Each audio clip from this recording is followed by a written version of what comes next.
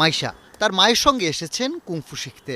আত্মরক্ষার পাশাপাশি শরীর চর্চার কাজটাও হয়ে যাচ্ছে। আর মেয়েকে শেখাতে পেরে আত্মবিশ্বাসী মাও। আমাকে যারা চেনে তারা জানে যে আমি বাধা অতিক্রম করে চলা মানুষ। যতক্ষণ আমার ওই জিনিসটা না হবে ততক্ষণ আমি কন্টিনিউয়াসলি করি, এবং আমি চাই আমার মেয়েও যেন সেভাবেই চলে। আমার ফ্রেন্ডরা যেখানে অন্য কোনো কিছুতে অন্য এক্সট্রা কারিকুলামে অ্যাক্টিভ ছিল, আমার তখন মনে হলো যে সেলফ ডিফেন্সটা শিখে নেই।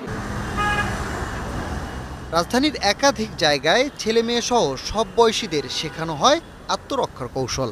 এজন্য নেওয়া হয় নামমাত্র ফি। কুংফুটা বাংলাদেশে সেভাবে প্রচার হয় নাই। কুংফুতে স্টুডেন্ট অত বেশি না, তারপরে আমাদের মাশাআল্লাহ আমাদের সারা বাংলাদেশে 5টা ব্রাঞ্চে এখন 200 থেকে 250 জন প্র্যাকটিস করে। আমরা সবচেয়ে কম চার্জ নেই, আবার এমনও আছে যে অনেকে টাকা দিতে পারে না, 50% দেয়, আমরা সেটা অ্যাকসেপ্ট করে নিই, সমস্যা নেই।